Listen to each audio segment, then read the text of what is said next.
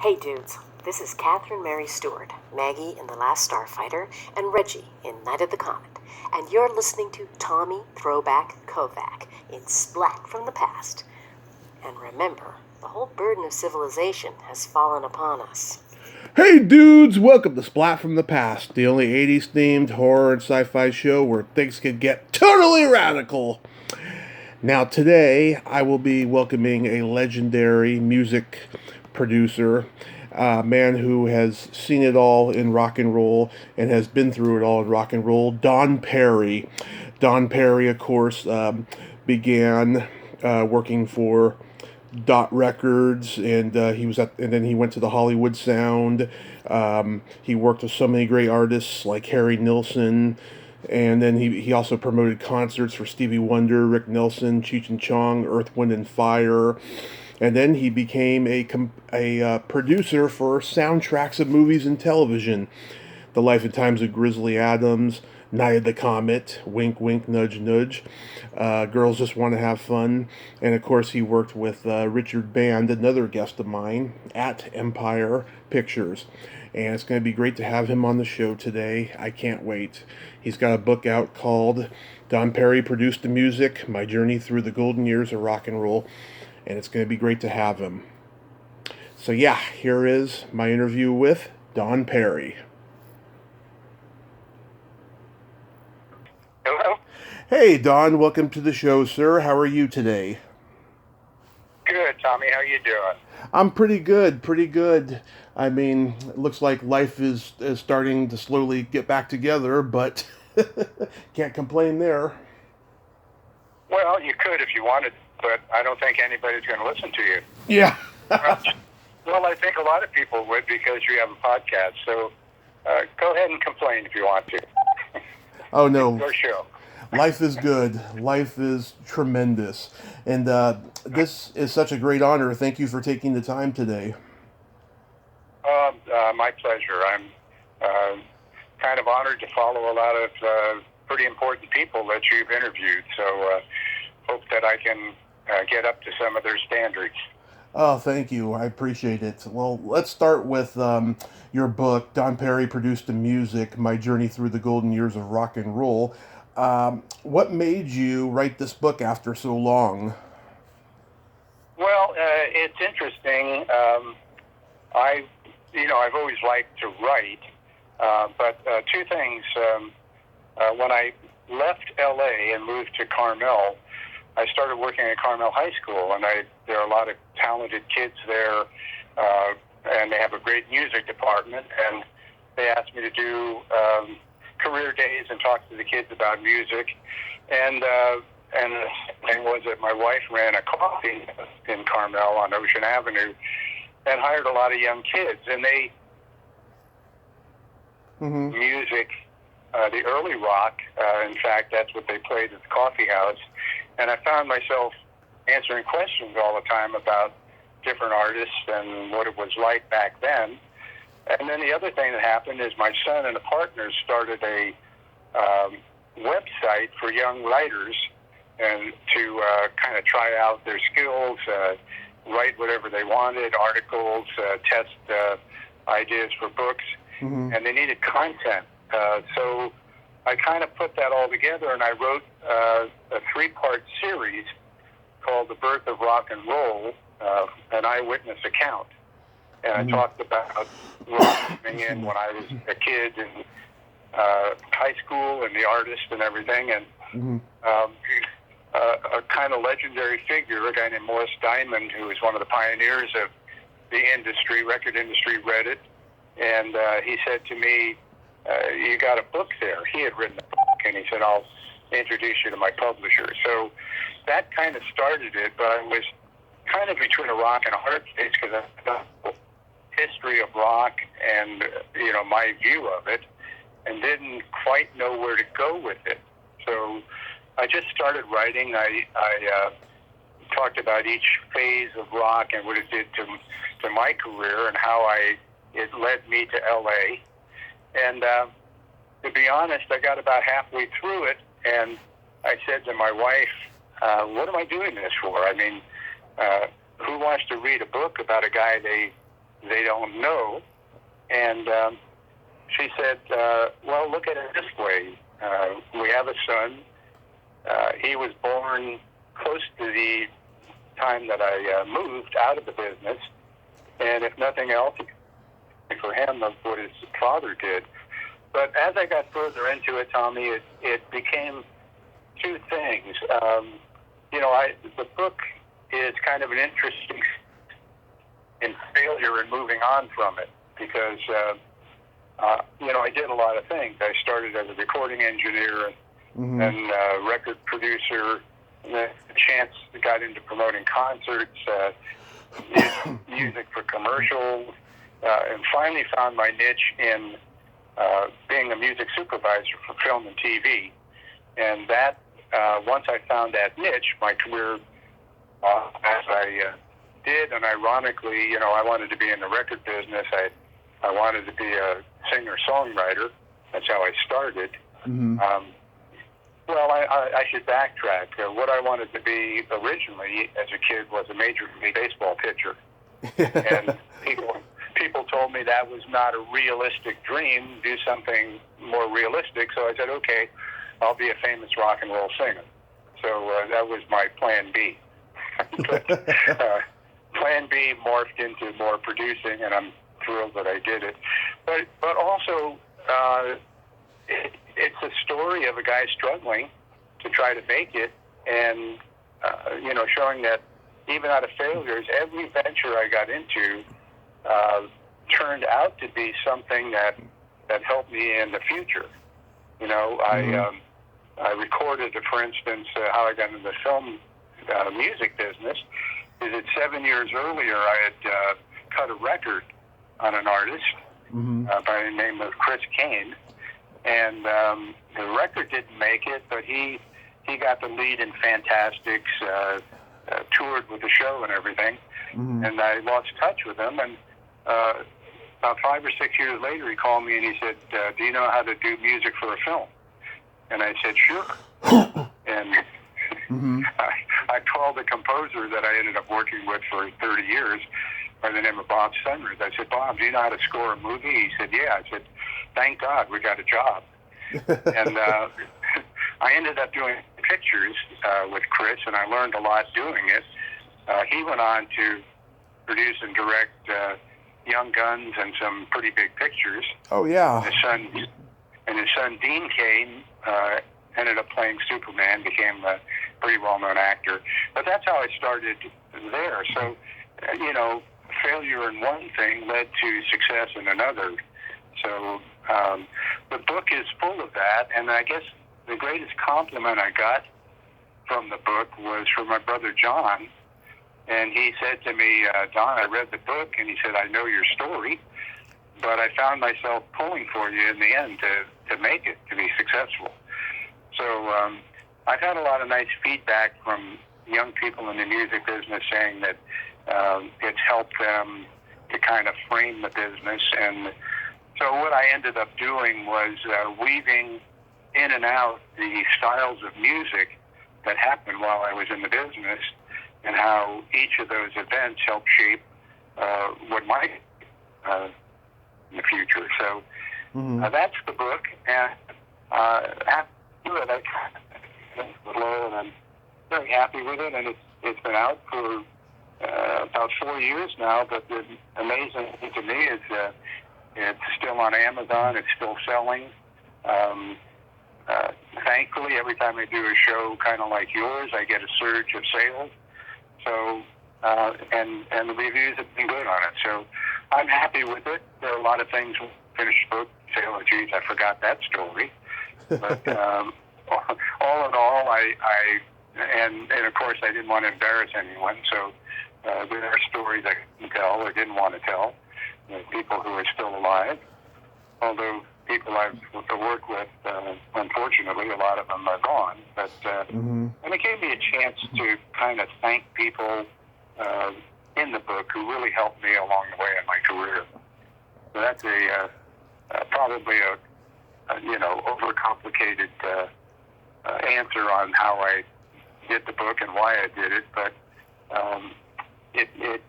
like I say, I get a lot of nice things saying I read your book, and it helped me to keep going. So one of the reviews I got from a judge in a contest that the publisher entered in, the nice thing he said is that it's a nice book for anyone who's followed a dream, had that dream take you into different areas. So even without music, so hopefully it's hard to see that you can fail in one thing and still be successful in another. Yeah, that is awesome. I'm glad that the book is still doing well for you. So at what age did you start gravitating toward music? Well, that's people always say, "Gee, as a kid, I just liked music." Yeah. I always did, but to be honest, it started happening early in high school. A couple of things. My oldest brother Dick, came back from the service. He was in the Navy, and he had purchased a concert ukulele, a Martin ukulele, from one of the guys he worked with. And I just started picking it up and learning to play it well enough to kind of follow along with the early rock stuff. But I was going with a girl, a very popular girl, and Elvis Presley came along, and all the women were going crazy with Elvis Presley. And so I thought, well, I better see if I can do something. So I started playing and singing Elvis songs. Yeah. And she looked at me a different way. It was like, wow. And the funny thing is, I heard the same story. Around that time, there was a TV series that ran for about 20 years called Ozzie and Harriet. Yep. And Rick Nelson and I were the same age, and he was probably one of the first, maybe the first TV stars to sing, and especially on the air. And, I never thought I could be Elvis. Elvis was unreachable for everybody, but Rick Nelson was like the next door. And so I thought, well, if Rick can do it, why can't I? And I started doing a lot of high school shows and things like that, and I really got the bug.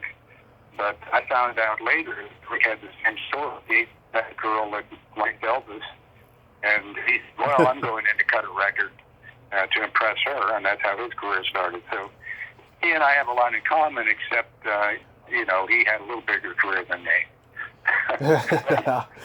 But I did get a chance to meet him and work with the Nelson family, so that was kind of one of those things where you sit home and you see a TV show and you say, boy, I'd like to meet those people. They sound like nice people.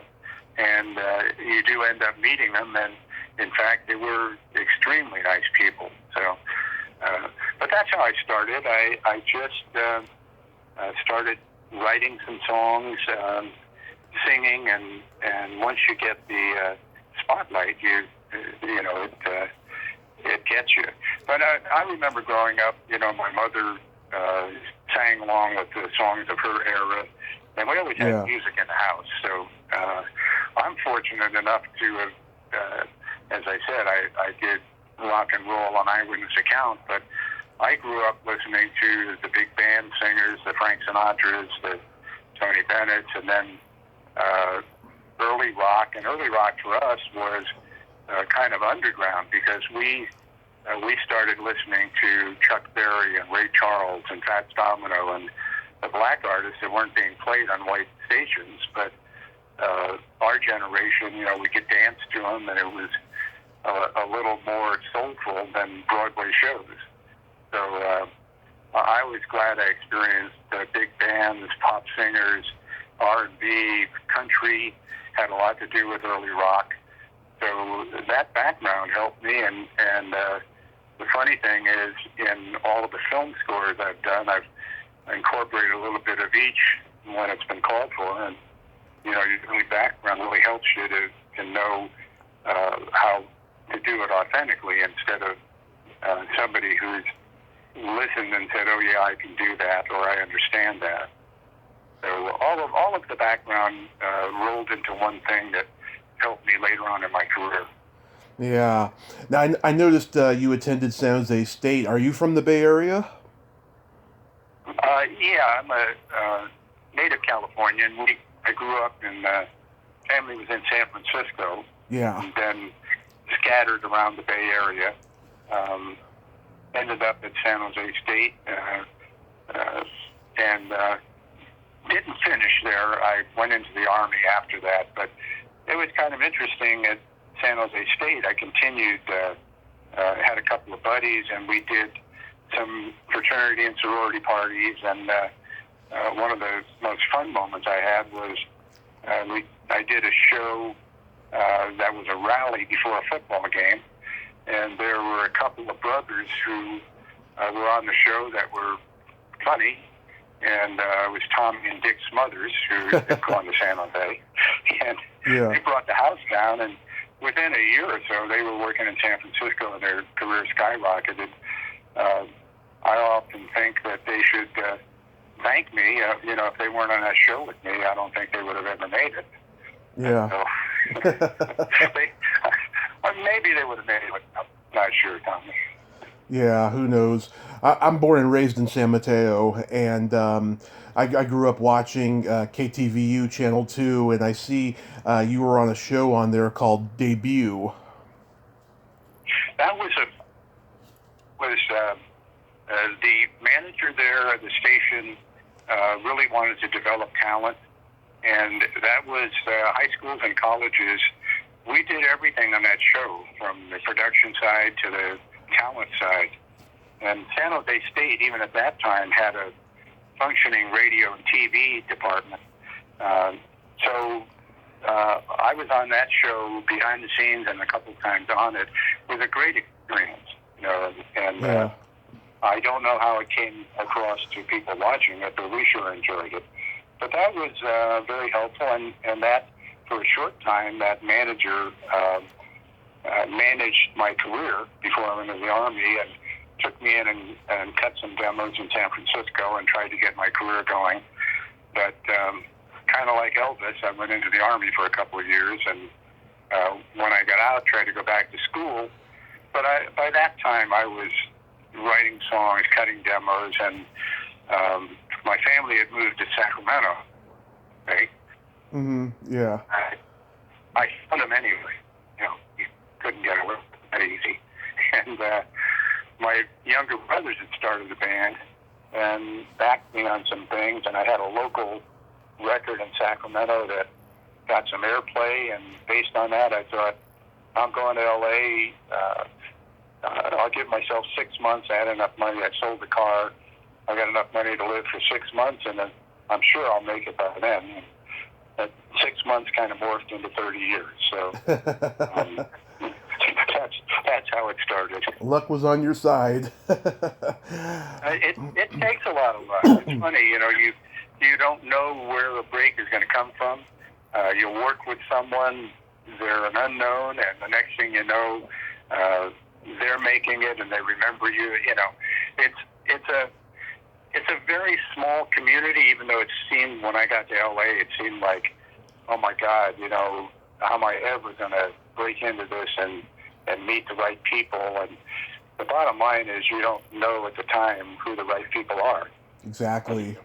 I would counsel young musicians and artists to take the job. I used to have people come to me and say, this guy wants to cut a demo and he wants me to play guitar for nothing. I don't know if I want to do that.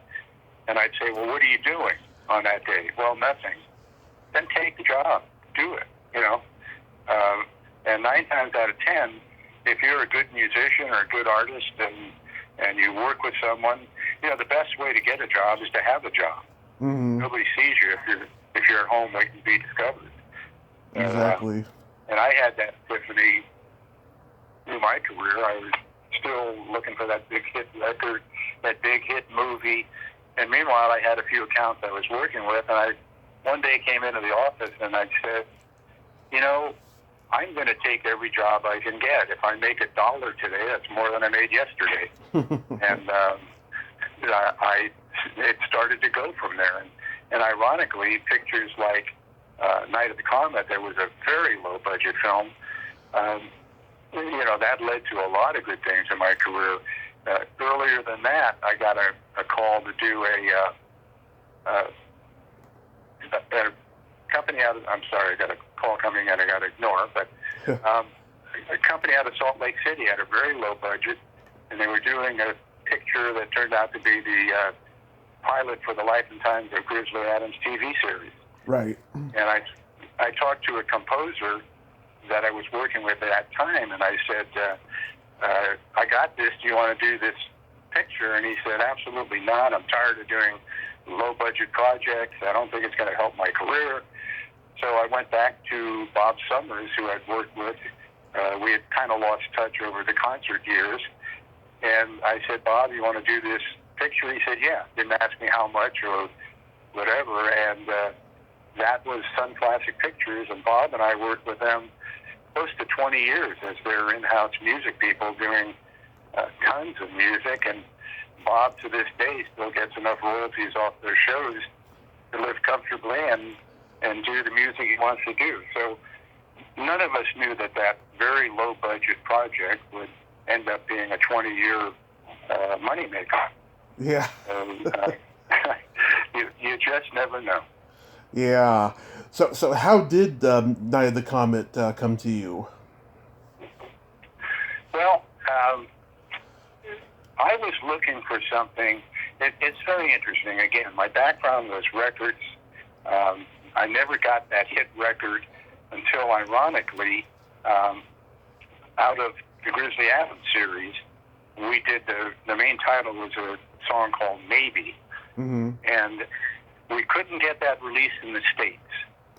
So went in and we did a commercial version of Maybe. Mm-hmm. The show started to take off in, it started first, I think, in England. And RSO, who was hot with the Bee Gees, picked up the record.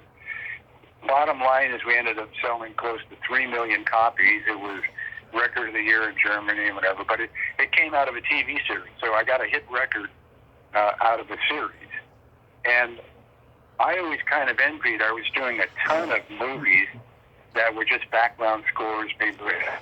Mm-hmm. And as fate would have it, an agent approached me that represented composers and asked if I'd like to be represented as a music supervisor. So I was the first music supervisor that they hired. And the first project, I guess they had a relationship with the producer and director who had just come off Valley Girls, which was a huge movie. Nice hit. Yeah. And that was wall-to-wall records. And they knew I wanted to do something that had a potential soundtrack and songs. So we talked about it. They said, we got this show. They called us. Would you like to do it? It's a very small budget, but I think you'll like the picture. And I looked at it, and it scared me to death because it called for about 18 songs, I believe, 18 or 19 songs. As you probably know, it basically takes place in a radio station that starts as a... Yep. They go to the radio station because they're hearing hit songs being played. Well, Yeah. the producers had done a temporary score with 18 or 19 of the biggest hits of those years. And I knew I was in trouble because they had licensed songs for Valley Girl. But the studios and the record companies realized there was a huge market in these soundtracks, and the artists weren't going to give their records away anymore. Mm-hmm. So the first record that I tried to license was Every Breath You Take by the Police at that time. And that was just an unbelievable hit.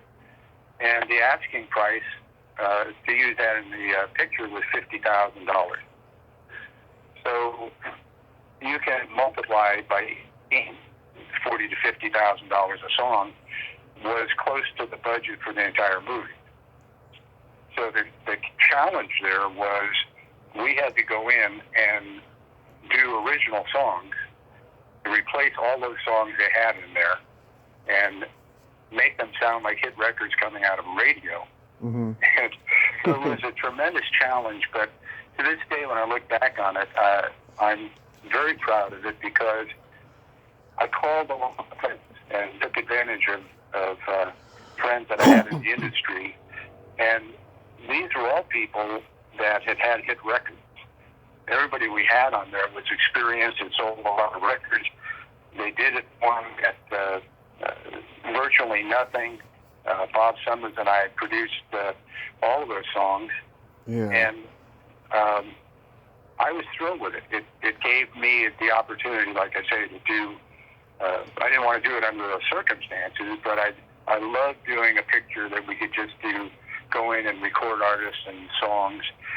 And I didn't have time to sit back and enjoy it. And we got a small record label, and of course, we didn't get any hits out of it. But I was still, to this day, I'm pleased with what happened and the quality of it. And I think had we had a bigger company, we would have made a little more noise. But that led directly to, I didn't have time to think. I got called to do the film Girls Just Want to Have Fun. Yeah. And that one already had a soundtrack album with Polydor Mercury set up. We had the record company behind us. It was ridiculous. I'm thinking in the back of my mind that we had about $45,000 or $50,000 total, which was not a lot of money even in those days, to do the entire score. Mm-hmm. And we pulled off the equivalent of 2 albums and a underscore for that money. And again, very proud of it. Then went to Girls Just Want to Have Fun, which had over $300,000 in the music budget. So it was quite a jump. But I have to say to you, as proud as I am of Girls, and we had a couple of chart records in Girls. They kind of pulled the plug when the movie came out of the theater. A little disappointing. But I would stack the Night of the Comet soundtrack up against the Girls and say, one doesn't sound like it had less money than the other. So, but Comet, I have a very warm spot, and never did I think that 35 years later people would still be talking about it, listening to it. It's really gratifying to have people contact me and say, I love the music to that. And so it's one of the highlights of my career, even though I don't think I made a dime on it. The cult success of this movie just snuck up on me. I thought I was the only one in the world who loved it. I have since I was a kid. I always tell people it's my favorite Christmas movie. I love... I love Chris Farron's song "Whole World Celebrating." To me, it's the most underrated song of the '80s. Chris was a surprise to me. He was a friend of the producer and director, and I was a little upset when I came on there because I was a music supervisor, and they said it's all yours except Wayne Crawford, the producer, had co-written that song with Chris. Mm-hmm. They already had the main theme done, and he said, I want you to work with Chris. He's a good writer and everything. And I thought, geez, I'm supposed to be handling this, and I got to work with some artist I've never heard of. But once I met Chris and saw the songs that he wrote, mm-hmm. Especially the duet with Amy, Learn to Love Again. Yeah. And he brought on a couple of the people that we used on the soundtrack. But I used him again in Girls Just Want to Have Fun, and we did a couple of movies of the week. And then I thought he was crazy because he said, I'm going to go to Nashville mm-hmm. and work there. And I thought, gee, you're not a country artist. I don't know what you're going to do. But it wasn't long that he was country record producer of the year. He's got a huge production and publishing company in Nashville and has tremendous success. And I'm really thrilled for him. But he was one of those guys that the talent just jumped right out. So, backhanded way, I'm saying you have good taste if you like Chris Farron stuff. Yeah. You can watch it on YouTube. He did a song called "On the Loose." Mm-hmm. Girls just want to have fun that you can watch. I think you'd really like it. So, Yeah. take a listen to it. I know that soundtrack a little bit too. I love the movie Girls Just Want to Have Fun, you know.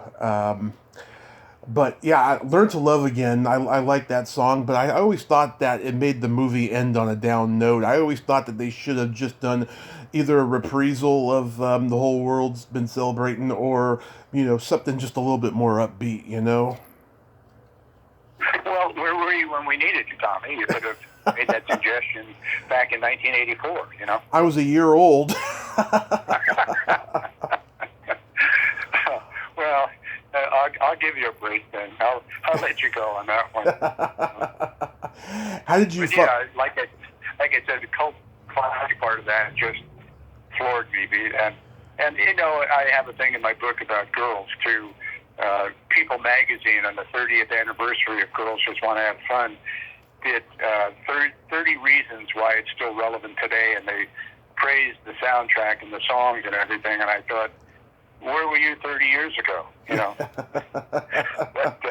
But I've been fortunate. You know, I've done a couple of things aside from Girls that became cult classics.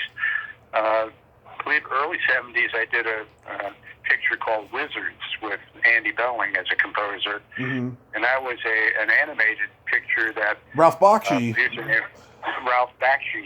Yeah. And he had become, outside of Disney, one of the first people to do, millions at the box office with animated things. But that came to light about 5 years ago. They did a whole revival and a soundtrack album. And then, of course, I did a thing from Japan that I thought was just a passing little thing that we did the music for, called Sailor Moon, mm-hmm. which was one of the first anime projects and was big. So that one came back to me. People calling it, I love that. It's a chart-breaking thing in Japan, and so you never know what you're doing, whether it has any legs or lives after you do it. And fortunately, at that time, I was so busy that you go from one project to another, you're happy with it, and then you're happy you have another job after it. So that's getting back to the book. Part of what was tremendously gratifying to me, too, was to get to relive a career, mm-hmm. to get back in touch with people I worked with. And as I wrote things, I said, God, that was a nice moment. I didn't have time to really celebrate it or enjoy it at the time. So I guess I've lived a double life. I did it and wrote about it and relived it. So mm-hmm. I'm a very fortunate guy. I feel like the years I had in the business were, I was blessed. And I don't know how many people can say that I got up every morning for 30 years and never said I don't want to go to work.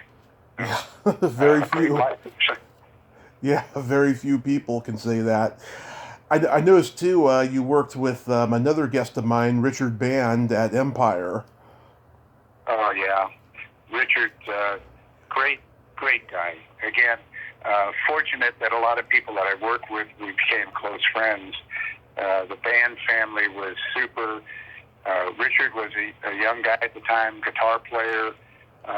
He first came to me to have me work with Andrew Belling.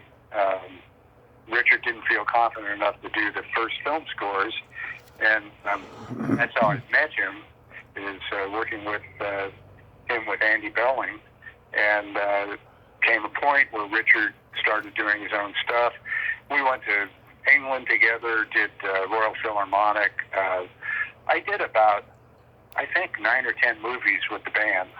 Mm-hmm. And we became very close. Richard and Marilyn and my wife, Linda, and I spent a lot of dinners. And I always tell the story about Richard. He's a wine connoisseur and introduced us to a lot of fine wines. We had a particular Chardonnay that we used to order that we all liked. And one night they were coming for dinner, and I couldn't find that wine. And I went to the Albertsons Market, and they had a Chardonnay, Sonoma County Chardonnay, and I thought, well, Right. I'll just take pot luck, you know.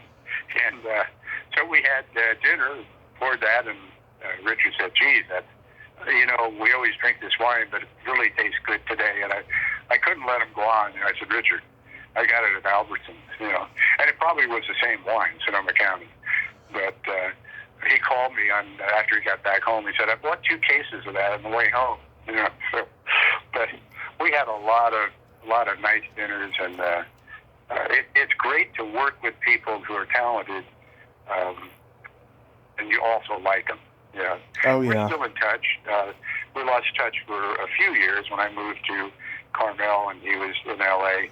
But he's finally getting the due that he deserves. There's a lot of those movies, as you know, were low budget, get them out there, make some money. But these scores were anything but low budget. And I like the renaissance for him. He's doing very well with, in fact, I just bought about 4 albums that from some of those movies that didn't have soundtracks. It just came out, limited edition. So unlike all the other fans, I just purchased, I'm trying to think off the top of my head of the ones that I just got. Let's see. In fact, I had a list I was checking off the other day to make sure I got them all. But they're good things. They're good. They still hold up. Yeah, here I go. I found it. Terror Vision, Ghost Warrior, Reanimator, Metal Storm. The Alchemist? Ghost Warrior just came out recently. Alchemist, I'm still looking for. I love The Alchemist. Yeah. Yeah, I can't find it. I missed that one, but I'm sure it'll come back around. So I'm a fan too, you know. And as I said, a lot of the composers I worked with, Richard and Tony, Bob Summers, I work with them a lot. They're not big names, you know, like some of the Academy Award-winning people, but they're big talents.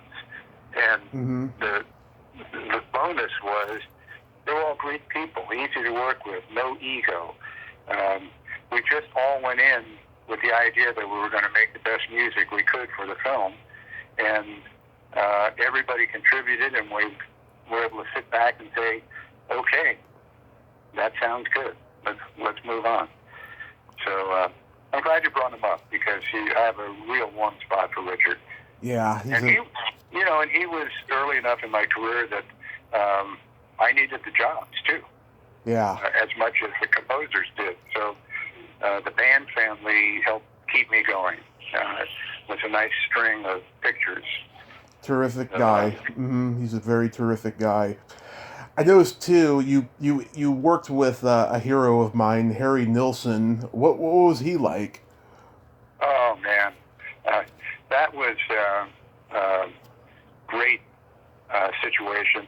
You know, I've been in the business maybe a year, working at Hollywood Sound Recorders. Right. The owner, Jesse Hodges, was a record producer, and I had worked with him trying to get my career going. And he bought the studio and said, why don't you come with me? You know, I don't have a mixer. I wasn't a mixer, but I had a good ear. And he said the magic words, you know, I can't pay you, but you can use the studio for whatever you want to do. I thought that was the greatest thing I ever heard, you know. But, you know, it was the Stone Age days of mixing. We had a mono machine and a stereo machine. There was no multi-tracking. If you wanted to multi-track, you had to go machine to machine. But anyway, very early on in that situation, writers and publishers started to come in because we were reasonable and do demos. And a guy came in, Jesse introduced me. He said, this is John Maniscalco, longtime friend. And John was coming in to do some demos. And John, you know, was a fun guy. And John said, he used to say, well, if this song doesn't make it, it's back to lead shoes for me. And evidently had been a shoe salesman at one point. But when I realized who he was, John was a record executive, and I think it was Specialty Records, and he co-wrote Little Richard things, Rip It Up, Ready Teddy. Yeah. I mean, he had about 5 big hit songs with Little Richard. So he was coming in, long story, you're not going anywhere, are you, Tommy? No. But he was coming in to do some demos for Little Richard. And he came in with a singer named Harry.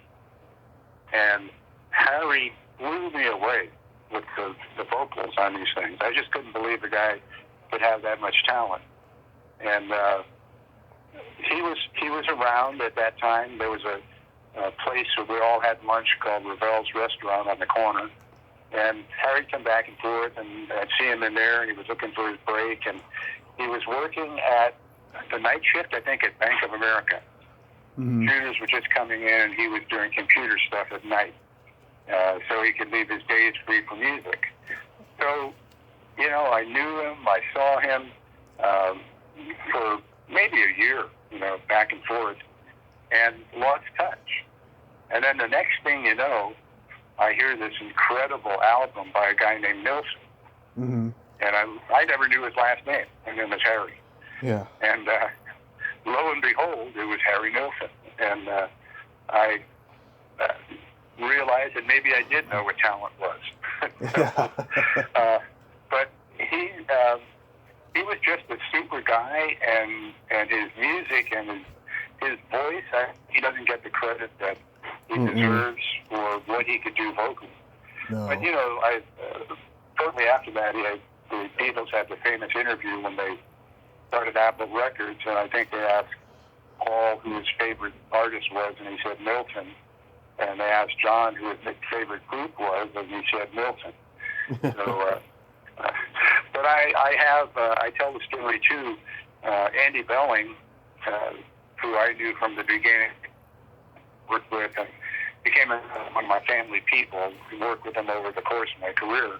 Mm-hmm. But he loved Nilsson. He was such a fan, couldn't believe it. And I told him that story about the early years of Nilsson and everything. And a couple of years after that, we were at an office on Sunset and Cahuenga in Hollywood, and there was a restaurant down below. And we went over after a session to have dinner, and in a booth across from us was Harry, and looked like a bunch of record people. They had probably come out of a session too. And this was, I hadn't seen him since the Hollywood time. But it had been a while, and I had grown a beard, and I looked a little different, I'm sure. But I couldn't resist it. I said, Andy, let me take you over and introduce you. And he said, oh, really? So I went over and said, Harry, how you doing?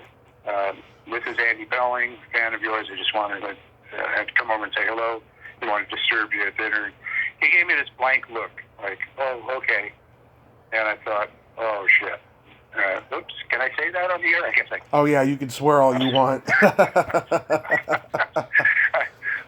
I said I just blew all my credibility with Andy because it was obvious Harry had this blank look and didn't know at that point who I was, you know. Yeah. So we go back to the table and we're not saying much, and then the next thing you know, he comes running over to the table. He goes, Don, I'm so sorry that I didn't recognize you. He said, how you doing? And shook my hand. You know, talked about a little bit of the early days. So he saved me, you know, from maybe losing an artist because I was lying to him. Yeah. But very, you know, sadness to that too, because he got caught up in the whole thing with the Beatles and abuse, alcohol and drugs, and yeah. I really believe it shortened his life and his career. But a brilliant guy. Yeah, always loved him. Was very, very glad I met him in the early years because he, you know, it's pretty funny to say. Well, we sat at the restaurant, Harry and I, saying, "God, are we ever going to make it in this business?" And, yeah. You know, we did okay for ourselves. Him a little better than me, but you know. But he was an inspiration because when you know somebody and they're struggling and they make it, it keeps you going. You say, well, you know, it does happen. And it happens to people you know, and that really keeps you going.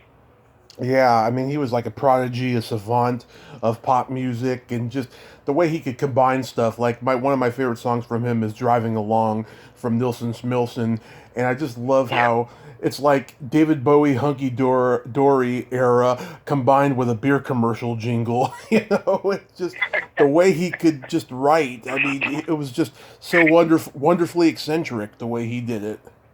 Yeah, and then the way he produced it and the vocal harmonies he did, just he was a one man wonder, So, well, again, I'm beginning to be a believer in you, Tommy. A good musical taste. I got great musical taste. I grew up listening to my dad's vinyl records. He had everything from Fleetwood Mac to Van Halen to just everybody. Beatles, Rolling Stones. I mean, I love music, and it saddens me that there's no music industry anymore. Well, you mentioned Van Halen. Uh, I had a little brush with Eddie Van Halen, but it was funny. I was doing a TV movie, and a new composer, Thomas Newman, was doing the score and to a TV movie. And Valerie Bertinelli was the star of the movie, and she said to all of us, "Do you think my husband could write a theme for you guys for the show?" Yeah. And somebody said to her, "Who's your husband?" She said, Eddie Van Halen." And I knew, but I said, "Hey, if Eddie Van Halen wants to write a theme song on a TV budget, I'm all for that."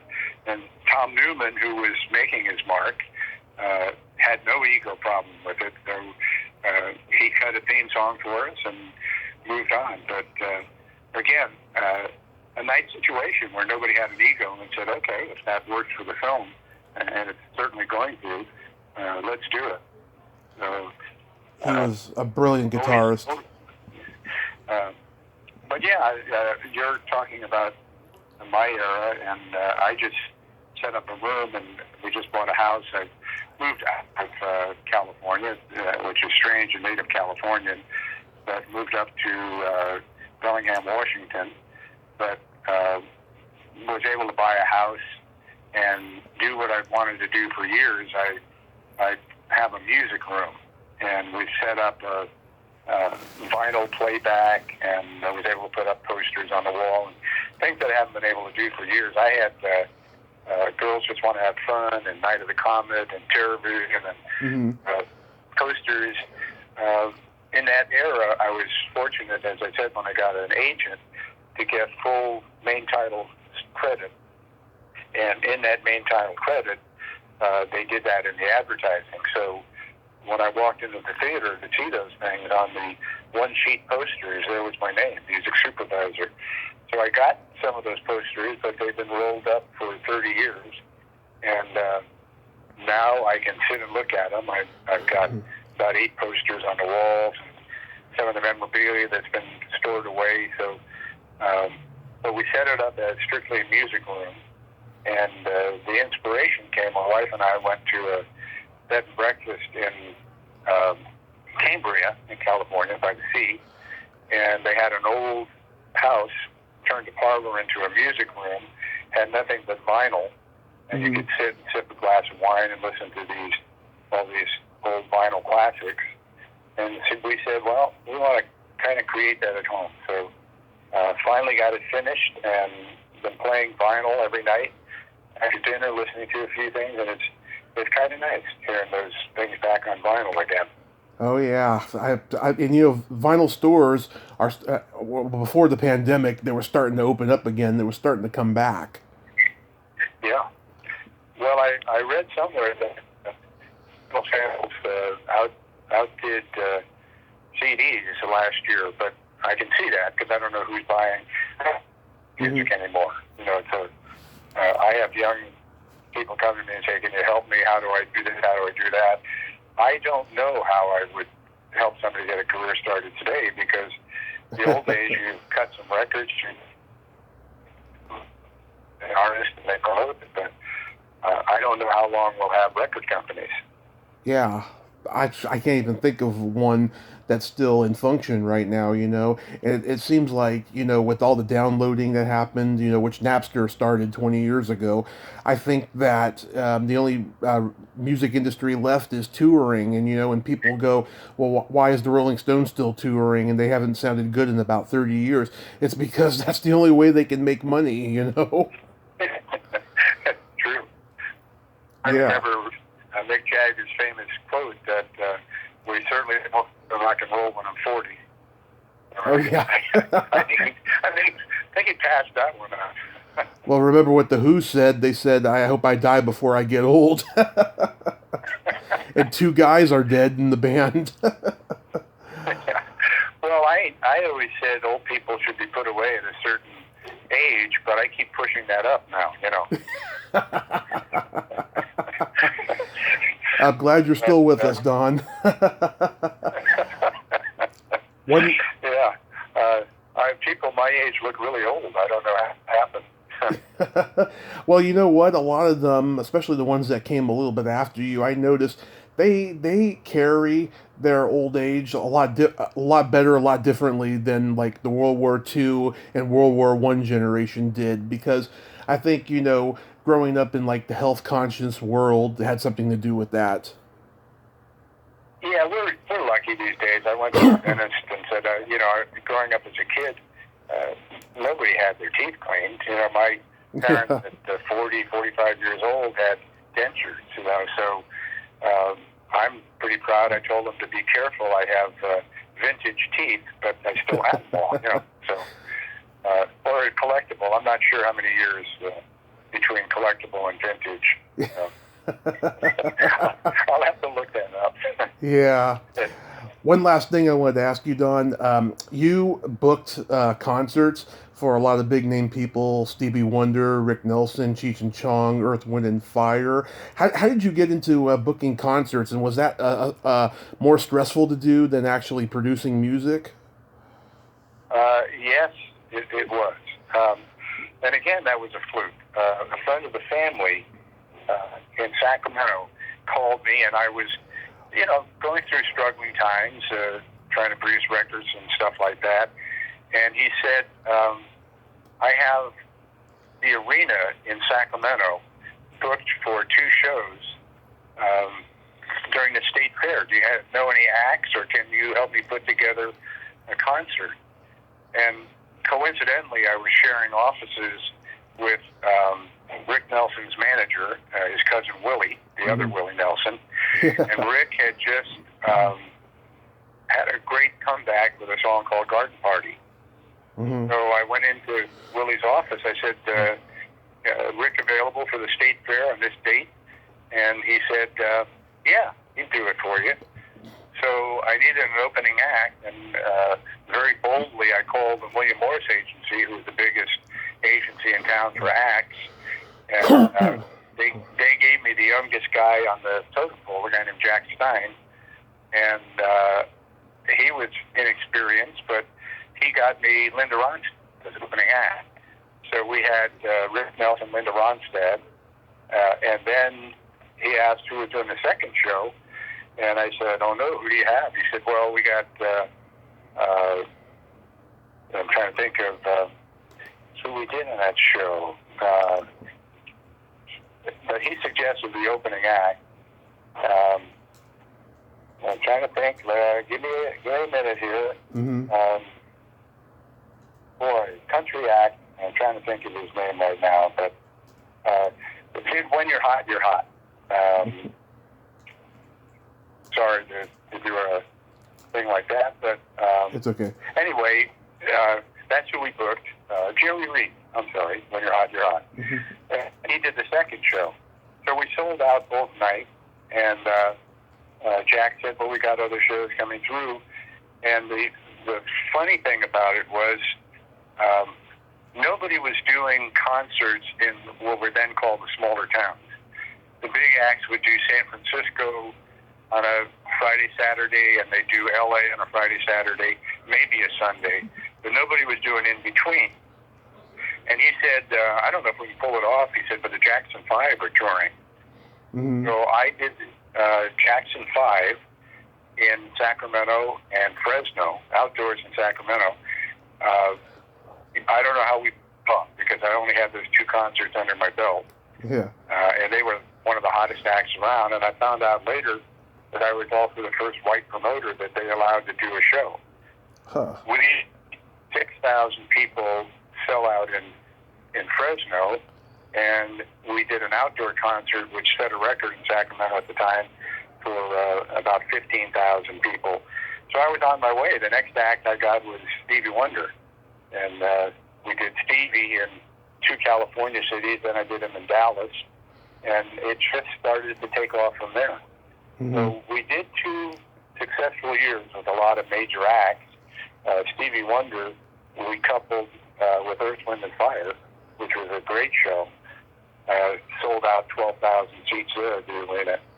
But what happened was success killed me with the concerts. When I had success in Sacramento, Mm-hmm. you know, in the Northern California area, Bill Graham started calling people like the William Morris Agency and say, "What are you doing?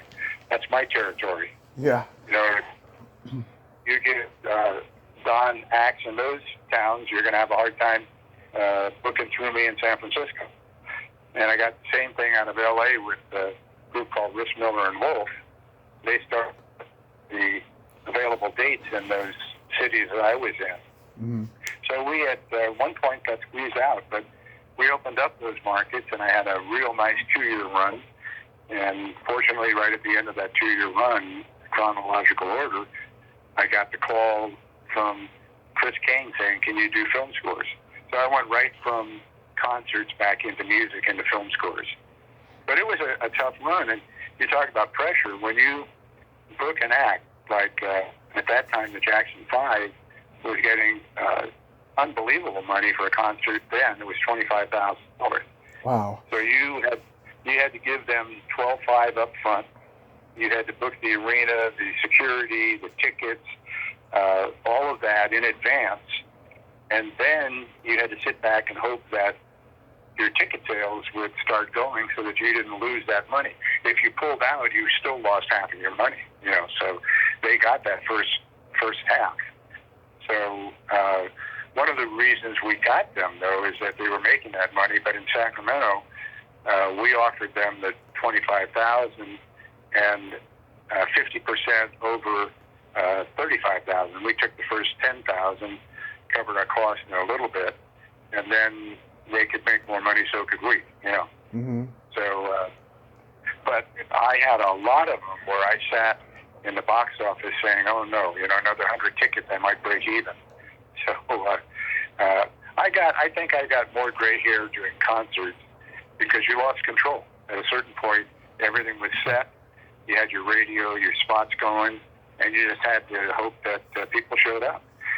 And the R&B concerts at those times, when you did, and you hated the separated white audiences and black audiences, but it was still, you know, a little bit separated. Yeah. But the R&B audiences bought more tickets at the event. The white audiences would always buy ahead of time, you pretty much know. So there was, I did a concert in Fresno, the Temptations and the Stylistics, and 6,000 seats. We needed about 4,000 to break even. We went into that show with about 1,000 tickets, and we were just saying we're going to just take it, you know, take the loss and hope everybody that comes in helps. We sold 6,000 seats, so wow. 5,000 of them died at the show. Wow. So that'll give you you know, heartburn. Yeah, that's an impressive figure, though. Yeah, I found early on that I was really good at booking guests for my podcast, but there would be like sometimes a whole month where I wasn't able to get a guest, and that was mainly because I had no following yet. But I've had a knack for booking my guests from the get-go for the most part. Yeah. I'm sorry? What was that, Don? I said, how long have you been doing your podcast? Oh, 3.5 years, going on 4. Wow. And how do I follow you? I got a YouTube channel, Tommy Kovac, and I sent you a friend request on Facebook. Okay. Well, I'd like to follow you. You sound like you've had some interesting podcasts. I'd like to go back and maybe hear. Oh, I appreciate that. Yes, I really do appreciate that, Don.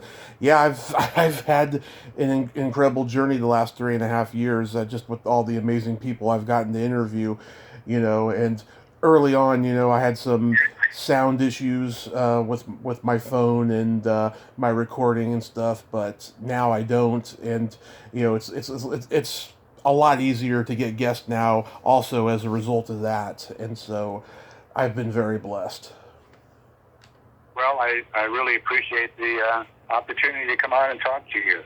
I had noticed you on the Night of the Comet, and like I said, I'd like to go back and hear some of the things. And I know you've had some people on from Comet. I always like listening to them because the funny thing is I didn't chance to meet those people because they were long gone. Yeah. When we did music for it. But again, through Facebook and things like that, I've had nice conversations with Kelly and Catherine Mary Stewart, and yes. It's nice to reacquaint. Yeah. Kelly had never had a copy of the original soundtrack, and I was able to send her a vinyl copy of it a couple of years back, and she blew me away. She thanked me, and publicly and everything else. And I went to my mailbox one day, and I had a nice handwritten note from her thanking me for the kindness and everything. And I thought, that's special people that take the time to, in this day and age, write a handwritten note and mail it out. So yeah, I met Kathy and Kelly at my first ever horror convention in 2016, and I became fast friends with both of them. Kelly had a theater performance that week, and I told her I was going to it. She didn't think I was going to do it. She just thought I was blowing smoke, but I showed up, and she was so touched by it. I woke up the next day, and I got a friend request from her, and I cried, and I accepted it. She was wonderful, and I love hearing those stories because, again, I've worked with a lot of people I won't name who had I can imagine stars who had terrible egos, and it was hard to work with them. And the one good thing about doing film and film music is you can suffer through something, but it ends. It's not your everyday job you're going to have to do the rest of your life. So you can do the best you can and move on to the next one. But it's a lot more fun when people are enjoying what they're doing and respect each other. My whole philosophy in the business was I wanted to hire the best, most talented people I could find that could add. I didn't want my ego involved in everything and do it my way. I always said, hire the best people you can, and when it turns out great, take all the credit for it. That's an easy model, right? It is a very easy model, yes. And I just love, I just love that movie, and it's been special to me for a long time. Because there was a period where, it was hard to be seen because there was legal limbo going on after Atlantic, had left, and it was very hard to get a VHS copy of the movie. And then, finally MGM bought the Atlantic catalog and released them all on DVD and stuff. And now, that the cult success has just really taken off. Yeah, I'm doing. I think you've probably seen it on the Comet Facebook page. I'm doing a little background on some of the recording artists and the success they had before Comet, just to introduce some of those newer people to some of the hits they had that they probably didn't know. So yeah. That's been fun, kind of getting a little response on that from people that didn't know. For instance, Amy Holland was nominated, had a Grammy for New Artist of the Year, and Michael McDonald's wife too. Yeah. And John Townsend, Sanford Townsend, and the huge hit they had, and so there were some hit artists there, and I thought it'd be kind of nice to do a little background. So I've been having fun doing that. And the band Revolver. I'll continue to have fun doing it. I'm going to be around writing, and I've got a Don Perry music page that I try to do as many musical things as I can, and that's been fun. I've got a pretty good following on it, not massive, but fun. And the band Revolver had Gary Malaber, who was in Steve Miller's band. Right. I'm a good friend with Kenny Lewis, who's now Kenny Lee Lewis. Yeah. He's been their guitarist for, I don't know, about 20 years. Good guy, lives down in San Luis Obispo. He was a family friend. He and my brother Don, who's a drummer, grew up together. So, nice guy, and he wrote a book, although he wrote a sci-fi book. And, he's still playing some independent things down in that area, puts together kind of an all-star group. But that's a good group, Steve Miller. And the roots there, it was interesting. I found out that Steve Miller was, his godfather was Les Paul. Yeah. And Les Paul was the brother-in-law to Bob Summers, who I work with. Bob's sister was Mary Ford, and Les Paul and Mary Ford. Mm-hmm. So kind of the industry goes in circles, with people who know people. Oh yeah, I've been finding that out the last 3.5 years. It's so funny, I meet these actors who spend time with all these rock musicians on the Sunset Strip back in the '60s during the folk scene. Like I've met people who knew the Byrds and John Denver from hanging out at Ledbetter's and the Cheetah and the Troubadour and all those places. Yeah. I had an office at 8961 Sunset, which was just up the street from the Whiskey, and saw some history there with Johnny Rivers as the main band there, and going in there and, that whole disco thing taking off. Fun times. The Sunset Strip down there used to be a place where you could actually go place to place and listen to music and run into acts that became phenomenal acts, so... Yeah. I remember a small club on Sunset where an unknown group called the Knickerbockers came in. It was their first gig in the U.S., and they had a huge hit. I don't remember what it was, but I remember going in saying, "Well, gee, they sound pretty good." And then next thing you know, they had a top 10 hit. So you could do that in those days. The old Troubadour, acts went in there that were just starting out, and acts that had been around forever loved to play that place. Like, I think it's still there. I hope it is. But Troubadour, we used to go in when Rick played there, and there was a country place in there that I'm blanking on that a lot of country guys came in and would just sit in. So. There was a place on Cahuenga called Shelley's Manhole. It was a jazz place.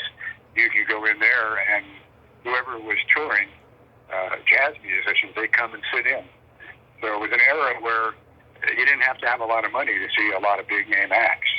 Mm-hmm. A lot of times you didn't know there were going to be big-name acts, but you saw them. Fun to look back and say, wow, that was interesting. Mm-hmm. So, well, Don, I thank you so much for coming on today, and your stories are so awesome. You've had an incredible career. I just want you to have a Merry Christmas, a Happy New Year, and please stay safe because we need you because you've brought so much wonderful music to the world. Thank you, Tommy. I appreciate, like I said, the chance to come on and talk with you, and, anytime... email me, or if you have a question, please stay in touch. Love to stay in touch with you. Absolutely, I sure will. And have yourself a great rest of your day. You too. Thanks, Tommy. Thank you. Bye-bye. Well, there you have it. Don Perry. Ain't he a cool dude? Oh my God. It's just fantastic, the story